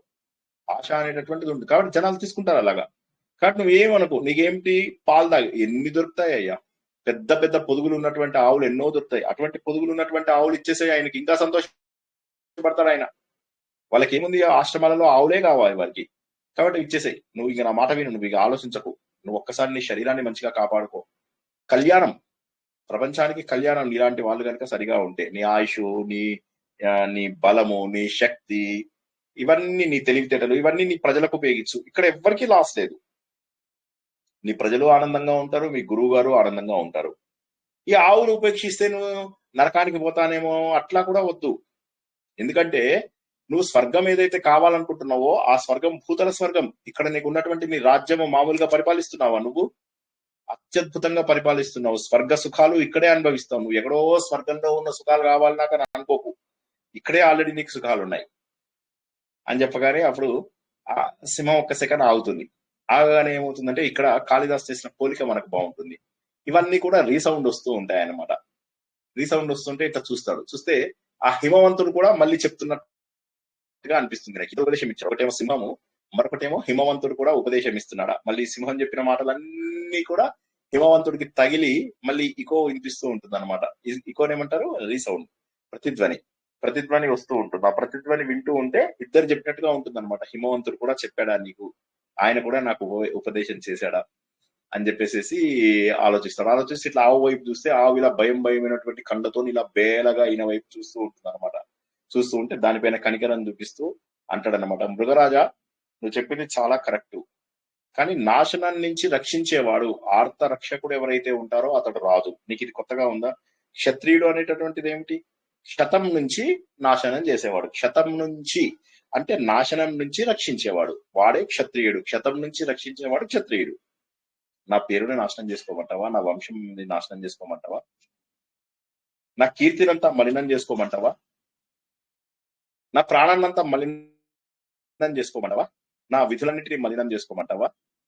పద్ధతి ప్రకారం నడుచుకున్నందుకు ఇక నాకు రాజ్యం ఎందుకు? అందరూ నన్ను అసహించుకుంటారు, దాంతో మలినమైపోతే ఈ ప్రాణం ఎందుకయ్యా నాకు? ఏదో అడ్డగోలుగా బతకడం జీవితమా? కోయిలలాగా కొన్ని రోజులే బతుకు, కాకిలాగా కలకాలం కాదు అనేదో అంటారు కదా. కొన్ని రోజులు బతికినా కూడా చక్కగా బతకాలి, అలా బతకాలి. ఈ గోవుకు బదులుగా వేరే పాలు ఇవ్వచ్చు నేను, కానీ ఆయనని సమాధానం పెట్టడం ఎంత కష్టము. అందులో ఈ గోవు అంత మామూలుది కాదయ్యా, ఇది కామధేనువు యొక్క కుమార్తె, చాలా అత్యద్భుతమైనటువంటిది. నువ్వేమనుకుంటున్నావు, ఇది మామూలుగా వేరే క్రూర మృగాలు అవి ఇవి దీన్ని పట్టుకోలేవు. నేను ఊరికే దాని వెనకాల వస్తున్నాను కానీ దాని రక్షణ కోసం కాదు. నువ్వు శివుడు కింకరుడు కాబట్టి ఎస్, నీకు ఆ శక్తి ఉంది కాబట్టి నువ్వు పట్టుకోగలిగావు, కానీ మామూలు వాళ్ళు దాన్ని పట్టుకోలేరు. కాబట్టి అది మహోన్నతమైనటువంటిది, దీనితో సరితూగగల ఇంకొక ఆవు ఉండదు. కాబట్టి నా మాట విను, నేను దానికి మూల్యం చెల్లిస్తున్నాను. నీ ఆహారం నేను పోగొట్టడం లేదు. నీ భార్య నుంచి నేను ఈ ధేనువును కాపాడడం అనేటటువంటిది నా ధర్మము. నీకు ఏ విధమైనటువంటి ఇబ్బంది లేదు, నన్ను ఆహారంగా తీసుకో మరొకసారి. అదే విధంగా మా గురువు గారు ఎవరైతే మహర్షి ఉన్నాడో ఆయనకు కూడా ఏ విధమైనటువంటి ఇబ్బంది కలగదు. ఆయన యొక్క హోమ కార్యం, అగ్ని కార్యం ఏవైతే చేస్తారో అవన్నీ కూడా చక్కగా నెరవేరుతూ ఉంటాయి. ఇవన్నీ ఎందుకు చెప్తున్నాను నేను నీకు తెలియదా? నువ్వు కూడా ఒకళ్ళ కింద పనిచేస్తున్నావు కదా. శివుడు చెప్పాడు ఈ చెట్టుని బాగు చూసుకోమని చెప్పాడు కదా. ఈ చెట్టు పాడైతే ఆయన ఊరుకుంటాడా? నువ్వు వేరే పనులు చేసి ఇంకో చెట్టు నాటుతాను అంటే ఆయన ఊరుకుంటాడా? కాపాడవలసిన దాన్ని నువ్వు నశింపజేసి కొత్తది ఇస్తానంటే ఏం మాటలయ్యా ఇవి? కాబట్టి నేను కాపాడవలసింది ఉంది. నువ్వు నిలబడగలవా మన శివుని ఈశ్వరుని ముందు? అదే విధంగా నేను కూడా మహర్షి ముందు నిలబడలేను. నాది తప్పైంది అని చెప్పి నేను నిలబడలేను. ఈ భౌతిక కాయం నాకు పెద్దగా అవసరం లేదు. దీన్ని స్వీకరించితే నా కీర్తి ఏదైతే ఉంటుందో అది చిరకాలం మిగులుతుంది. నా కీర్తి నాకు ముఖ్యము. ఈ భౌతిక శరీరాలు పాడైపోతూ ఉంటాయి, వస్తుంటాయి పోతుంటాయి, వస్తుంటాయి పోతుంటాయి. కాబట్టి మాబోటి వాళ్లకు ఈ శరీరం పైన పెద్ద ఆపేక్ష ఉండదు. కాబట్టి మన ఇద్దరము ఇంతసేపు మాట్లాడుకున్నామంటే దాని మీనింగ్ ఏంటి? మన ఇద్దరము ఫ్రెండ్స్ అయ్యాము. ఓ శివ సేవకుడా, మన ఇద్దరికి చాలా క్యారెక్టర్స్ కలుస్తున్నాయి. నువ్వు శివుడు భక్తుడివి, నేను శివుని భక్తుడిని. ఇంతసేపు మాట్లాడుకున్నాము, ఒకళ్ళము అభిప్రాయాలు ఎక్స్చేంజ్ చేసుకున్నాం. మన ఇద్దరము కూడా స్నేహితులమే కదా. స్నేహ ధర్మాన్ని ఇప్పుడు నువ్వు కాదంటావా చెప్పు? నా కోరికను భంగపరచడం ఎంతవరకు కరెక్ట్ అనగానే అప్పుడు కొద్దిసేపు ఆలోచిస్తుంది అనమాట. సింహం ఆలోచిస్తుంది, చాలాసేపు ఆలోచించి ఏం చేయాలి అని అంటుంది. సరేలే అనుకున్నట్టుగానే చేద్దామని అని ధేనువును వదిలేస్తుంది. వదిలేగానే ధేనువు అక్కడి నుంచి పారిపోదు, అక్కడ నిలబడి చూస్తూ ఉంటుంది ఏం జరుగుతుందా అన్నట్టుగా. ఈయన చూస్తూ ఉంటాడు, ధేనువు కళ్ళల్లో మెరుపు కనిపిస్తూ ఉంటుంది. ఇప్పుడు ఈయన ఏం చేస్తాడు, మెల్లగా చేతులు చూస్తాడు, ఒక్కసారి కదులుతాయి. కదలగానే చాలా సంతోషపడతాడు, అమ్మయ్యా నాకు స్వాధీనం అయిపోయింది, నా శరీరం నాకు స్వాధీనమైంది అని చెప్పేసి అనుకుంటాడు. అనుకున్నప్పుడు ఏం చేస్తాడు, ఇటు అంతా కదులుతుంది, వెంటనే బాణాలు అవి తీసేస్తాడు. ఇంకా ఎందుకంటే తను మళ్ళీ వాటిని ప్రయోగించడానికి పూనుకోడు. బాణాలు తీసేస్తాడు, ఒంటి మీద ఉన్నటువంటి వస్తువులన్నీ కూడా తీసేస్తాడు, నగలన్నీ కూడా తీసేస్తాడు, ఆయుధాలన్నీ పక్కన పెట్టేస్తాడు. పక్కన పెట్టేసి ఇలా దాని ముందు ఇలా కూర్చుంటాడు. ఒక చిన్న మాంసపు ముద్దలాగా దాని ముందు కూర్చుంటాడు. కూర్చుని ఇక నన్ను స్వీకరించు, నేను నీకు ఆహారంని, నీకు ఏ విధమైనటువంటి ఇబ్బంది లేకుండా నేను చెయ్యాలి. అప్పుడు ఇంకా సింహం తన దగ్గరికి వచ్చింది, తన మీద పడుతుంది అని చెప్పి ఊహించుకుంటూ ఉంటాడనమాట. ఇంతలోకి పైనుంచి విద్యాధరులందరూ కూడా ఆయన పైన పుష్పవర్షం కురిపిస్తూ ఉంటారు. ఒక్కసారికి షాక్ అవుతాడు, ఏమైంది ఏనుగు నా మీద పడలేదు అని చెప్పేసి ఆశ్చర్యపోతూ ఉంటాడు. ఆశ్చర్యపోయేసరికి అప్పుడు లే బాబు లే, ఒక రాజా లే అని చెప్పేసి ప్రేమగా ఒక మాట వినిపిస్తూ ఉంటుంది. ఏమిటి ఇంత అమృత తుల్యంగా నన్ను ఎవరు పిలుస్తున్నారు అని చెప్పి చూసేసరికి తల్లిలాగా ఈ నందిని దేవి కనిపిస్తుంది. సింహం చూస్తే ఎక్కడా ఉండదు. అప్పుడు ఆ గోవు చెప్తుంది అనమాట, ఓ సద్గుణవంతుడా, ఓ మహానుభావుడైనటువంటి ఓ రాజా, ఇదంతా కూడా నా పరీక్ష. నిన్ను అనేక ప్రలోభాలకి నేను గురి చేయడం జరిగింది, కానీ నువ్వు వేటికి కూడా లొంగలేదు. నువ్వేమనుకుంటున్నావు, నా జోలికి మహర్షి యొక్క శక్తి వల్ల యముడు కూడా నా జోలికి రాలేడు, కానీ నేను కేవలం నీకు పరీక్ష పెట్టి నువ్వు ఎలా ఉంటావో చూద్దామని చెప్పేసి నేను అనుకున్నాను. ఈ క్రూర మృగాలు ఇవన్నీ నన్ను ఏవో చేస్తాయని నాకు లేదు. నీకు గురుభక్తి ఎంత ఉంది, నీకు ఇచ్చినటువంటి కర్తవ్యం ఎలా ఉంది, ఇదే మనము ఇవాళ ఉపోద్ఘాతంలో కూడా తెలుసుకున్నాము. దిలీపుడు అంటే కర్తవ్యం, రఘువు అంటే త్యాగం, ఇవన్నీ మనం తెలుసుకున్నాం కదా. రాముడు అంటే ధర్మం, అందులోపల అదన్నమాట ఇప్పుడు చెప్పేది. నువ్వు కర్తవ్య నిష్ట ఎంత బాగా చేస్తావో నాకు ఇప్పుడు అర్థమైందయ్యా, నాకు చాలా సంతోషంగా ఉంది. ఇది మామూలు సంతోషం కాదు, నీకు గురుభక్తి గాని, ధర్మం పైన నువ్వు ఇటు ఉన్నది గాని, నీలో ఉన్న దయ గాని, ఇవన్నీ కూడా మామూలు లక్షణాలు కాదు, అమోఘమైనటువంటి లక్షణాలు. నువ్వు గొప్ప రాజు ఎందుకయ్యావు అనే విషయం నాకు ఇప్పుడు అర్థమవుతుంది. కోరుకో, వరం కోరుకో. నువ్వేమనుకుంటున్నావు, నేను ఏదో పాలు పితికే ఆవు అని అనుకుంటున్నావా? అయ్యో రామా, కాదు. నువ్వు ఏ కోరిక కోరినా కూడా తీర్చగలిగేటటువంటి శక్తి నాకుంది. ఎన్ని కోరికలైనా కోరుకో, నువ్వు నీ ఇష్టం. ప్రతి కోరిక కూడా తీర్చేటటువంటి శక్తి నాకుంది, నేను ఉత్తమ మామూలు ఆవును కాదు అనగానే అప్పుడు ఇలా దగ్గరగా దండం పెట్టుకుంటాడు. దానికి పెట్టుకొని, నాకు, నా వంశానికి, నా భార్యకు, మా అందరినీ సంతోషపడే మహానుభావుడైనటువంటి కొడుకు, మా వంశం యొక్క పరువును నిలబెట్టేటటువంటి కొడుకు, అటువంటి వాడు నాకు రావాలి అని చెప్పేసి కోరుకుంటాడు. ఇక నాకు ఏ కోరిక లేదు, ఇందులోనే అన్ని కలిసిపోయాయి కోరికలు అని చెప్పేసి చెప్తాడు. చెప్పగానే చాలా సంతోషపడుతుంది. అది అంటుందన్నమాట, నువ్వు కోరుకుంటున్నటువంటి కోరిక నీ కోరిక కాదయ్యా, నీ వంశం బాగుంటే ఈ రాజ్యం వల్ల అందరూ కూడా ఆనందంగా ఉంటారు. ఋషులు మునులు అందరూ కూడా తపస్సు చేసుకోగలుగుతారు. మునులంటే ఎవరు? మననం ద్వారా ఆనందాన్ని పొందేవారు, మౌనంగా ఉండేవాళ్ళు, ప్రశాంత జీవనాన్ని గడపాలి అనుకునేవారు. వారు అందరి జీవితానికి కూడా నువ్వు ఒక అర్థాన్ని కల్పిస్తావు. నువ్వు కోరుకున్నటువంటి కోరిక నీ కోసం కాదు, అందరి కోసం కోరుకున్నావు. వెళ్ళు, ఒక చిన్న దొప్పె తీసుకొచ్చేసి నా పాలు పిండేసుకుని తాగేసేయి అంటే అతను అంటాడు, అమ్మా అలా కాదు, మనం వెనక్కి వెళ్దాం.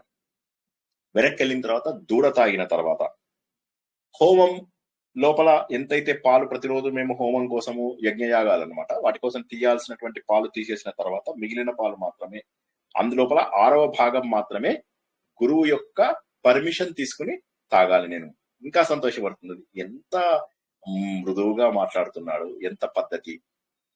ఎంత ధర్మము, చాలా సంతోషపడుతుంది, చాలా సంతోషపడుతుంది అనుకుంటుంది అనమాట. సరైనటువంటి వ్యక్తులు దొరికినప్పుడు మన జీవితంలో వచ్చే ఆనందమే అది.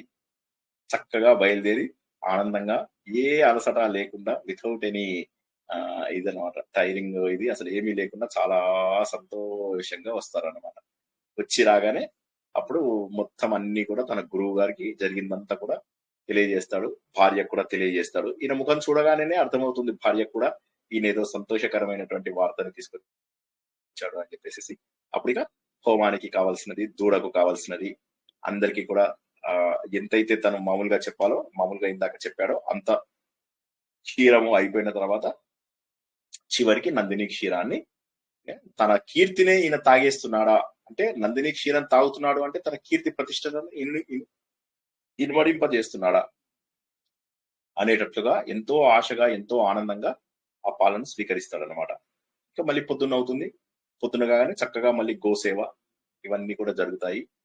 అప్పుడు ఇంద్రియాలను జయించినటువంటి ఈ మునులు, ఋషులు వీరందరికీ కూడా దండం పెట్టుకుంటారు.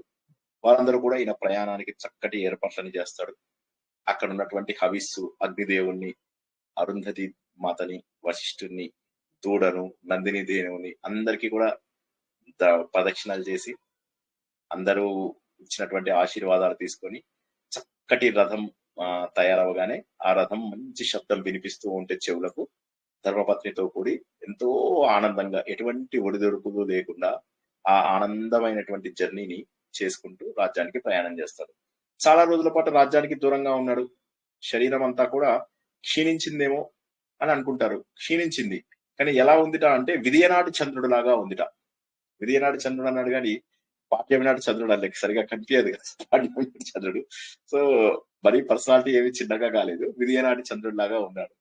రాజుని చూసారన్నమాట. అబ్బా ఇప్పుడే ఉదయించిందా ఈ చందమామ అన్నట్టుగా. ఇంకా అందరూ ఆయనను చూసినప్పుడు ఇంద్రుడు లాగా ఐశ్వర్యవంతుడిన అని చెప్పేసి అందరూ ఆయనను పొగుడుతూ ఊర్లో అన్ని చోట్ల బారులు తీరి ఉంటారన్నమాట. ఇక ఈయన మళ్ళీ రాజ్యానికి చేరుకుంటాడు. ఈ భూమండలాన్ని ఏ విధంగానైతే ఆదిశేషువు మోసాడో అదే విధంగా తను కూడా మళ్ళీ రాజ్యభారాన్ని అధిష్ఠిస్తాడనమాట. అధిష్ఠించేస్తాడు, చాలా సంతోషంగా ఉంటాడన్నమాట. ఏ విధంగా అయితే చంద్రుడిని, కుమారస్వామిని వీరందరినీ ధరించినటువంటి నా రూపంతో సుదక్షిణాదేవి అద్భుతమైనటువంటి ఐశ్వర్యం పెంపొందేటట్టుగా, అష్ట దిక్పాలకులు కూడా ఆశీర్వదిస్తున్నారా అన్నట్టుగా ఆవిడ ఒక చక్కటి దినం రోజునాడు గర్భాన్ని ధరించింది. ఆత్మ సుఖము వీడి నీ ఆట కొరకు పాత్ర పోషణ చేసితి సూత్రధారి, విశ్రమించద నీ పాదం ఆశ్రయించి పరమ కరుణాంతరంగా శ్రీ పాండురంగ. జై శ్రీకృష్ణ. సో మనం తెలుసుకున్నవి ఎన్ని గొప్ప విషయాలు తెలుసుకున్నాం ఆ రోజుల లోపల. ఋషుల జీవన విధానం, రాజు ఎంత గొప్పవాడైనా కూడా ఆయనకి ఉన్నటువంటి భక్తి శ్రద్ధలు, కర్తవ్యం కనుక తీసుకున్నట్లయితే సింహం చెప్పిన మాటలు వింటే మనందరికీ కూడా అనిపించుండొచ్చు సింహం చెప్పినట్టుగా చేస్తే సరిపోతుందేమో అని. కానీ సింహం చెప్పిన మాటలో ఒక్కటి కూడా తప్పులేదు. సింహం ఏమంది, నువ్వు కావాలంటే హ్యాపీగా వేరే ఆవులు ఇచ్చేసేయి, నువ్వు ఒక్కళ్ళని బతికిస్తావు, నువ్వు బతికేవంటే రాజ్యం మొత్తాన్ని కాపాడాలి. ఇవన్నీ కూడా లాజికల్ రీజనింగ్ కరెక్టే అనిపిస్తాయి. కానీ ఇవన్నీ ప్రలోభాలకు కూడా ఆయన లొంగలేదు. అదే అక్కడ ఆయన కర్తవ్యాన్ని తెలియజేస్తుంది. శక్తి ఉండి, వయసు ఉండి, ఆరోగ్యం ఉండి, బాధ్యతలు ఉండి, అన్ని కూడా ఒక మాట కోసము అలా తృణప్రాయంగా వదులుకునేటటువంటి శక్తి ఉంది. అందుకే వాళ్ళు మహానుభావుల్లాగా మిగిలిపోయారు. ఇందులో ఏ ఒక్క చిన్న ప్రలోభానికైనా మనం లొంగకుండా ఉంటామా? ప్రలోభం ఎందుకు? టైం అరే 9:30 ఇక నిద్రపోయే టైం అయింది, ఎవరింటాడు ఇవన్నీ, పడుకుందాం మంచిగా, అయ్యేదైతే పొయ్యేది పోతుంది, కమ్మగా తినాలా, ఎచ్చగా వండాలా. ఎంత మూర్ఖంగా మన జీవితాలు ఎంత వృధా అవుతున్నాయి ఒక్కసారి ఆలోచించారా? ఎంత వృధా చేసుకుంటున్నాం జీవితాన్ని, ఎంత సమయాన్ని నాశనం చేసుకుంటున్నాం. హడావిడి హడావిడి హడావిడి హగ్గు, జీవితంలో ఏం సాధిస్తున్నామో తెలియకుండా ఏదో హడావిడి, ఏదో పిచ్చి వేషాలు. ఒక్కసారైనా ఆత్మతత్వాన్ని తెలుసుకోకుండా, ధర్మాన్ని తెలుసుకోకుండా మన జీవితంలో ఎన్ని తప్పులు చేస్తున్నామో ఊహించండి. నిజం చెప్పాలంటే అంత రాజ్యం ఉన్నవాడు అన్నిటిని తృణప్రాయంగా వదిలాడంటే మనం ఎంత, మన బతుకులు ఎంత ఒకసారి ఆలోచించండి. జ్ఞానం ఉన్నటువంటి మునులు అత్యద్భుతమైనటువంటి శక్తి ద్వారా, తపోశక్తి ద్వారా ఎన్నైనా సాధించగలరు. కానీ వారు ఎటువంటి జీవితాన్ని గడుపుతున్నారో చూడండి. మళ్ళీ యజ్ఞయాగాలు ఎందుకు చేస్తున్నారు? గత వారం తెలుసుకున్నాం మనం. యజ్ఞయాగాలు చేయడం వల్ల వర్షాలు కురుస్తాయి. ఆ వర్షాలు మళ్ళీ రాజుకి సహాయం. మరి రాజు ఎక్కువ రాజసంగా బతుకుతున్నాడా? మునుల ఆబ్వియస్లీ రాజు సకల ఐశ్వర్యాలతో బతుకుతున్నాడు, కానీ మునులు మాత్రం ప్రశాంతమైనటువంటి జీవితంలో బతుకుతున్నారు. కాబట్టి కోరికలు తగ్గించుకుంటే మన జీవితం లోపల ఆనందం పెరుగుతుంది. ఒకటి. ఇక రాజు వైపు తీసుకున్నట్టయితే క్షత్రియ ధర్మాన్ని చక్కగా చేశాడు. చివరికి క్షత్రియుడుగా రాజు ఆలోచించినటువంటి విషయాలు ఒకసారి చూసుకున్నట్లయితే రాజు ఎంత బ్యూటిఫుల్ గా ఆలోచించాడు. నేను క్షత్రియుణ్ణి రక్షించడం అనేటటువంటి తప్పక చేయాలి. మనం ఎన్నోసార్లు అనుకున్నాం, క్షత్రియుడు అంటే ఎవరు? యుద్ధం లోపల వెన్ను చూపకుండా ఉండేవాడు. ఒకవేళ ఎవడైనా వెన్ను చూపి పారిపోతుంటే వాడి మీద బాణం వేయరు. ఎవడైనా శరణుకు వస్తే వాడిని రక్షించాలి. మన తుర్కోలు అట్లా చేయలేదు. మన తుర్కోలు ఏం చేశాడు? దహేర్ సింగ్ ని పాపము వాడు మహమ్మద్ బిన్ కాసిము ఎన్నిసార్లు ఓడిపోతాడు, చివరికి ఒకే ఒక్కసారి గెలుస్తాడు, తల మీద కొట్టి చంపుతాడు. అత్యంత దారుణంగా క్రూరంగా హింసించి అందరినీ చంపుతారు. కానీ ధర్మ పద్ధతి పాటించి ఏం చేయాలి? శరణు అన్నవాడిని వదిలేయాలి. అది మన ధర్మం. వాళ్ళ ధర్మం అది కాదు. శత్రువుని, మన ధర్మం కాని వాడిని అందరినీ నరికి పారేయాలి. సో ఒకసారి చూసినట్టయితే మనది మహోన్నతమైనటువంటి ధర్మము, శత్రువులను కూడా కాపాడే ధర్మము. ఇదే మనము నలమహారాజు చరిత్రలో కూడా చూసుకున్నాం. నలమహారాజు చరిత్రలో కూడా ఏం తెలుసుకున్నాం మనం? నలమహారాజు తన జీవితం అంతా నాశనం చేసినటువంటి తమ్ముడు ఎవడైతే పుష్కరుడు ఉంటాడో, తన రాజ్యం నుంచి చివరికి వచ్చిన తర్వాత అతన్ని ఓడగొట్టి మళ్ళీ అతన్ని తనలాగా అతను చేసినట్టుగా క్రూరంగా చేయకుండా మళ్ళీ అతని రాజ్యాన్ని అతనికి ఇచ్చి మళ్ళీ రిలేషన్షిప్స్ బాగు చేసి అతనికి నీతి బోధ చేసి సంతోషంగా జీవితాన్ని కొనసాగించాడు. మనమైతే ఏం చేస్తాం? అవతల వాడి మీద శత్రుత్వం చూపిస్తే వాడు నాశనం అయిపోవాలి అనుకుంటాం. చిన్న చిన్న కోపాలకే, ఎక్కువ కోపాలు కూడా అవసరం లేదు, చిన్న చిన్న కోపాలకే మనం ఎంత ద్వేషిస్తాము. కాబట్టి మనము భక్తులము, మనని దేవుడు ఇష్టపడతాడు అని చెప్పేసి ఎప్పుడైతే అనుకుంటున్నామో గుర్తుంచుకోండి, ఈ చెడు లక్షణాలు ఉన్నంత వరకు దేవుడు మన దగ్గరికి కూడా రాడు. దేవుడు ఎక్కడో లేడు, మన మనసులో ఉన్నాడు. అక్కడ ఉన్నటువంటి దేవుణ్ణి మనం అపవిత్రమైనటువంటి భావాల ద్వారా, కామ క్రోధ లోభ మోహ మద మాత్సర్యాల ద్వారా మనం భగవంతుని దూరం చేసుకుని అత్యంత పాపాత్ములలాగా అవుతున్నాము. మనం చేసే ఈ అడ్డగోలు పూజలు, ఇవి యాంత్రికంగా చేసేవి ఏవి కూడా మనలోని చెడు లక్షణాలను పోగొట్టనప్పుడు అవెందుకు? కాబట్టి యాంత్రిక పూజలు, యాంత్రికంగా అడ్డగోలుగా చేసేటటువంటి వ్రతాలు, నోములు ఇవన్నీ పనికిరావు. భక్తితో చేసేవి మాత్రమే చిత్తశుద్ధి కలిగిస్తాయి. చిత్తశుద్ధి లేని శివ పూజ లేనరా. ఎన్ని విన్నాం మనం? గంగి గోవు పాలు గరిటెడైనను చాలు. అప్పుడు ప్రకృతి శక్తులన్నీ కూడా మనకు సహాయం చేస్తాయి.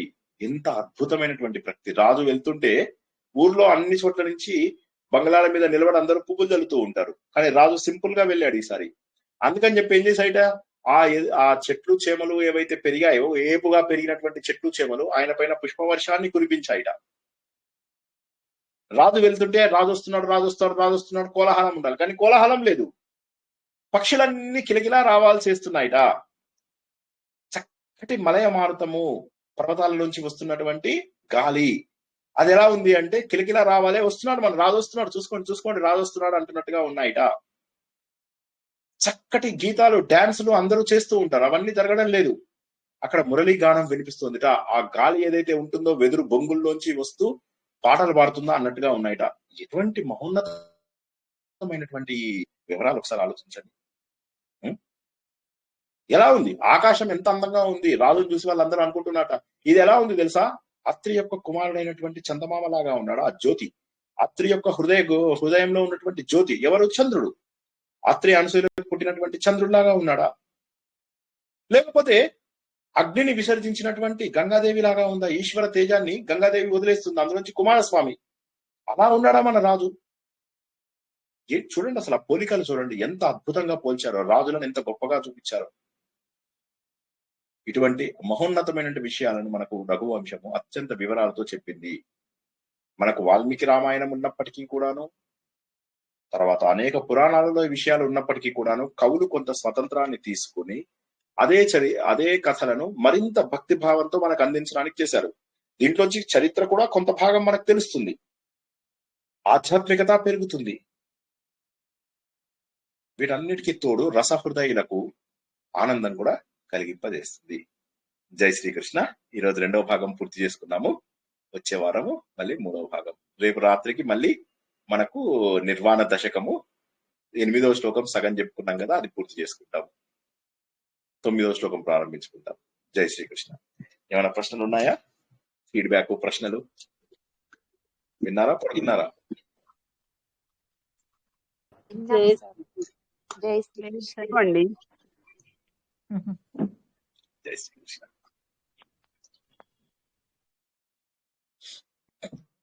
గురువు గారు చెప్పండి. నమస్తే అండి. నమస్తే. భగవంతుడు భూత భవిష్యత్ వర్తమాన కాలాలు అన్నీ తెలిసినవాడు, సర్వాంతర్యామి, సర్వజ్ఞుడు. ఆయనకి దిలీపుడు గాని, సత్యహరిశ్చంద్రుడు గాని ఎవరైనా ఎటువంటి చరిత్ర కలిగిన వాళ్ళు, ఎటువంటి గుణాలు కలిగిన వాళ్ళు అన్నది వాళ్ళకి తెలియకుండా ఉండే అవకాశం ఉండదు కదండి. మళ్ళీ వాళ్ళని పరీక్షించాడు దేవుడు, లేకపోతే అమ్మవారు పరీక్షించింది అంటే ఏ రకంగా మనం దాన్ని తీసుకోవాలండి? ఏ అర్థంలో? అంటే ఇవి పురాణ కావ్యాలు మనలాంటి వాళ్ళకు ఎలా ఉండాలో తెలియజేసేవి. పురాణాలు గాని కావ్యాలు గాని మనకేం చెప్తాయి అంటే, వేదాలలో చెప్పినట్టుగా డైరెక్ట్ మెసేజ్ ఇవ్వవు ఇవి. వేదాలలో డైరెక్ట్ గా చెప్తాయి, ధర్మబద్ధంగా ఉండు, నీతిబద్ధంగా ఉండు అని చెప్తాయి. కానీ పురాణాలు గాని కావ్యాలు గాని ఏవైతే ఉంటాయో ఇవి ఒక వ్యక్తి చేయవలసినటువంటి కర్తవ్యాన్ని, ఆ వ్యక్తికి కర్మ ద్వారా, పూర్వజన్మ యొక్క వాసనల ద్వారా ఎదుర్కోవలసినటువంటి పరిస్థితుల గురించి, వాటిని మనం ఎలా ఎదుర్కోవాలి, మనము పాటించవలసినటువంటి ధర్మనిష్ట ఏంటి, ఇవన్నీ కూడా మనకు తెలియజేసే వాటినే పురాణాలు, తర్వాత కావ్యాలు అంటారు. ఇప్పుడు మనం తెలుసుకుంటున్నటువంటిది కావ్యం. అంటే కావ్యం లోపల నిజం చెప్పాలంటే ఇంత కూడా అవసరం ఏముంది మనకు? మహాభారతంలో అసలు నడపకుండానే శ్రీకృష్ణుడు ఉఫ్ అంటే అయిపోయేది కదా. కానీ మన కోసం ఇవన్నీ ఎవరికి చెప్తున్నారు? ఇవన్నీ మన కోసము, మనము ఎలా ప్రవర్తించాలి జీవితంలో అన్నటువంటి విషయాన్ని తెలియజేస్తాయి అన్నమాట ఇవి. అంతేగాని వాళ్ళకి ఇవన్నీ అవసరం ఉండి కాదు, మొదటిది. రెండోది ఏంటి, ఇదంతా కూడా మన చరిత్రగా తీసుకున్నాం అనుకోండి, ఒక మనిషి జీవితం లోపల నిజమైనటువంటి కష్టాలు అవి రావంటారా? భగవంతుడు పరీక్ష పెట్టాడు అంటే ఇక్కడ భగవంతుడు పరీక్ష పెట్టలేదు, ధేనువు పరీక్ష పెట్టింది. ఆ ధేనువు కూడా ఏమని పరీక్ష పెట్టింది? రాజు నిజంగా ధర్మానికి నిలబడతాడా లేదా? ఇన్ని రోజుల పాటు నేను విన్నాను. విన్నప్పుడు వరాలు ఇచ్చేంతే ఉంది అది. అది భగవంతుడి యొక్క సర్వ చైతన్య రూపం యొక్క ఒక రూపం ఒక రూపం అంతే. అది ఈయన దిలీపుడులోను ఆయన అందులోను సేమ్ ఒకే చైతన్యం ఉంది.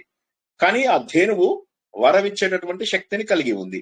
అందుకని ఏంటంటే వరం ఇచ్చే ముందు ఒకసారి పరీక్ష చేసింది. ఇప్పుడు మనం ఏం చేస్తాం, ఇంటికి ఎవరైనా వ్యక్తి వచ్చారు, వ్యక్తి వచ్చినప్పుడు ఏమేం చేస్తాము, వాడు డబ్బు రీపే చేస్తాడా లేదా అని ఒక చిన్న పరీక్ష పెడతాము. 2-3 మాటలు మనమే అంటాం, అన్న తర్వాత నమ్మకం కుదుర్చుకుంటాం. అదే విధంగా అక్కడ అశ్విని ధేనువు చేయడం అంటూ జరిగింది. సో మీరు ఎలా తీసుకున్నప్పటికీ కూడా ఒకటేమో మన కోసం తెలియజేసింది, రెండవది ఏంటంటే ఆ రోజు లోపల రాజు నిజంగా ధర్మపరుడా కాదా అని చెప్పి తెలియజేయడం కోసము అది నందిని ధేనువు చేసినటువంటి పరీక్ష. అది భగవంతుడు చేసిన పరీక్ష కాదు, నందిని ధేనువు చేసినటువంటి పరీక్ష. శివుడో విష్ణుమూర్తితో చేసినటువంటి పరీక్ష కాదు అది. ధన్యవాదాలండి. నాకు డౌట్ అండి, ఈ విశ్వాస సత్యనారాయణ గారు రచించిన కావ్యం 1000 పడగలు మన టీవీలో ఒకసారి సీరియల్ గా వచ్చింది, అదేనా అండి? ఇంకా ఏమన్నా స్టోరీ నాకు అంతగా తెలియట్లేదు. ఆయనవి చాలా గ్రంథాలు ఉన్నాయండి. 1000 పడగలు ఒకటే ఉంది, ఇంకా 2000 పడగలు లేవు. ఇదే 1000 పడగల్ని మన ఆయన పేరేంది, పివి నరసింహారావు గారు హిందీలో కూడా రాశారు, సహస్ర ఫన్ అని చెప్పేసి రాశారు. అది టీవీలో వచ్చింది ఒక 10-20 ఏళ్ల క్రితం సీరియల్ గా వచ్చింది. Okay okay. అందులో ఇప్పుడు నేను చెప్పిన క్యారెక్టర్ ధర్మారావు అనే క్యారెక్టర్ ఉందా అండి?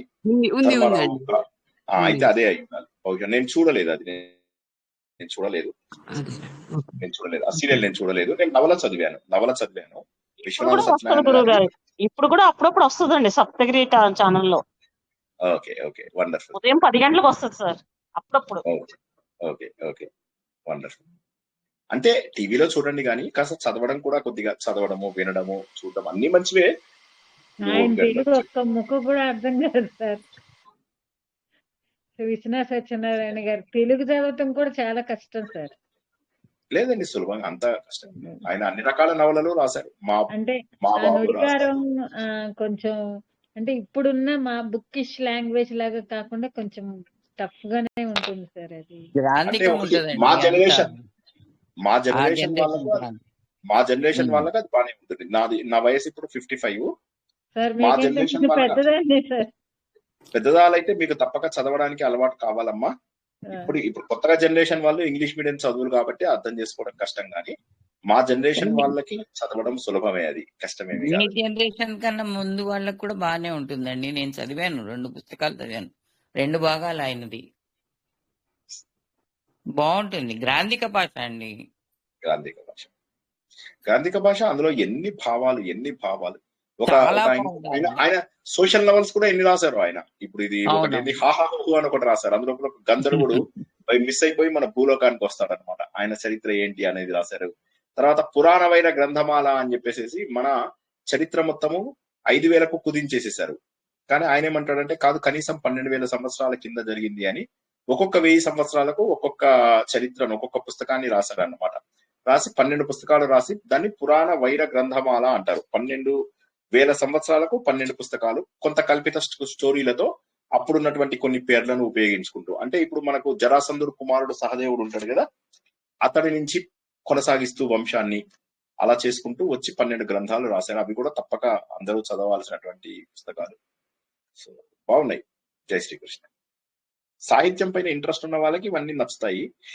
అది ఇంకా ఆధ్యాత్మికత, సాహిత్యము ఇవన్నీ పెద్ద తేడాలేమి లేవు. ఇప్పుడు ఇందు లోపల ఈయన ఆధ్యాత్మికత ఎంత అంటే గొప్పగా ఉందో కాళిదాసుది సాహిత్యం కూడా అంత గొప్పగా ఉంది. సత్యనారాయణ గారిని చదవకుండా వదిలిపెట్టేశాం గాని శరత్ సాహిత్యం, అడవి బాపిరాజు పుస్తకాలు అవి చదివాం సార్. అడవి ఆయన్ని బాపిరాజు మాత్రం గారు కూడా వదిలేసాం. అంత సులభమేం కాదు. అడవి బాపిరాజుది మీరు గోనగన్నారెడ్డి, హిమబిందు, తుఫాను, దాదాపుగా అన్ని కూడా మా అద్భుతం. మదర్ ఆ పేరే పెట్టారు సార్ నాకు ఆ టైంలో. ఓకే, హిమబిందు. ఆ, అవును, అడవి అది కూడా బాపిరాజు నవల పేరు అడవి బాబు గారి నవలే. అవును, అవును. శరత్ సాహిత్యం గోనగన్నారెడ్డి కూడా చరిత్ర కూడా బాగుంటది సార్. అవును, గోనగన్నారెడ్డి కూడా అడవి బాపురాజు గారు రాసింది. ఆయనదే, అడవి చాలా బాపు, బాగుంటది. తుఫాను ఆయనదే. తర్వాత ఇవన్నీ ఆయనవే. సో అవన్నీ కూడా ఉన్నాయి నా దగ్గర, అవన్నీ ఉన్నాయి. మా ఇల్లే ఒక పెద్ద లైబ్రరీ. మా ఇంట్లో ఎన్ని పుస్తకాలు ఉన్నాయో అసలు లెక్కలేదు. ఇంకెవరికైనా ఏమైనా ప్రశ్నలు ఉన్నాయా, లేక ముగించుకుందామా? శుభరాత్రి సార్. శుభరాత్రి. ఇంకెవరికైనా విన్నారా అందరూ? మంచి జోలపాట సార్. 9 o'clock మాత్రం మస్తు నిద్ర వస్తుంది సార్. సూపర్ పండుకున్నాం. మీరు అసలు ఆ మాట అనకుండా ఒక్క రోజు కూడా ఉంటారు కదండి మమ్మల్ని. మరి కామ్ గా ఉంటే అనిపిస్తుంది కదా, డౌట్ వస్తుంది. కామ్ గా యాక్టివ్ ఉండాలి. చేస్తారండి, మమ్మల్ని యాక్టివ్ గా ఉండేటట్టు చేస్తారు. ఈ రోజు జై శ్రీ చాలా కృష్ణ. బాగా కథనం బాగుంది సార్. మీరు చెప్పిన విధానం బాగుంది. ఆ ఆ ప్రశ్నలు, జవాబులు, ఆయన చెప్పినవి అది ఆలోచింపజేసేదిగా, ధర్మం ఏంటి అనేది బాగా చెప్పారు ఈరోజు. జై శ్రీకృష్ణ. ఇంకెవరికి ఏమి ప్రశ్న లేకపోతే మళ్ళీ రేపు సాయంత్రం అత్యద్భుతమైనటువంటి నిర్వాణ దశకం, ఏ విధంగా మనం ఇంకా మళ్ళీ మన స్వరూపం తెలుసుకోవాలి. ఆ స్వరూపం తెలుసుకోవడానికి 8 శ్లోకాల ద్వారా మన స్వరూపం ఏంటో తెలుసుకున్నాము. మొదటి 2 శ్లోకాలు మనం ఎవరం కాదో, మొదటి 2 లైన్లు మనం ఎవరం కాదో చెప్తాయి. 3వ లైన్ ఏమో ఎందువల్ల అనేటటువంటి కారణం చెప్తుంది. 4వ లైన్ ఏమో మనం ఎవరమే అనే విషయాన్ని చెప్తుంది. ఈ విధంగా 8 శ్లోకాలను పూర్తి చేసుకున్నాము. అత్యంత ఉన్నతమైనటువంటి జ్ఞాన విద్య అయినటువంటి శంకర విరచిత నిర్వాణ దశకము రేపు మళ్ళీ మనం తర్వాయి భాగాన్ని తెలుసుకుంటాం. అందరూ కూడా ఆలోచన లింక్ ద్వారా వస్తుంది కదా సార్, లింక్ వస్తుంది కదా. వస్తుంది. ఆలోచన ద్వారా భగవంతుడికి దగ్గరవ్వాలి. ప్రశాంత చిత్తము ద్వారా మాత్రమే భగవంతుడికి దగ్గరవ్వాలి. హంగు, హడావిడి, తొందరపాటు, ఆలస్యము ఇవన్నీ కూడా చెడ్డ లక్షణాలు. ఈ చెడ్డ లక్షణాలను అందరూ కూడా వదులుచుకోవాలని, అందరి లోపల ఈ తమస్సు అనేటటువంటిది ఖచ్చితంగా పోవాలని, అజ్ఞానం అనేటటువంటిది, అవిద్య అనేటటువంటిది అందరి లోపల పోవాలని ఆ భగవంతుడిని ప్రార్థిస్తూ ఈ రోజు ప్రవచనాన్ని ముగించుకుందాం. పునర్దర్శనం రేపు రాత్రి 9 గంటలకు నిర్వాణ దశకం ప్రవచనం ద్వారా. అందరికీ శుభం కలుగుగాక. శుభం ప్రియ. శుభరాత్రి. జై శ్రీకృష్ణ. జై శ్రీకృష్ణ సార్. జై శ్రీకృష్ణ. జై శ్రీకృష్ణ. కృష్ణ సార్.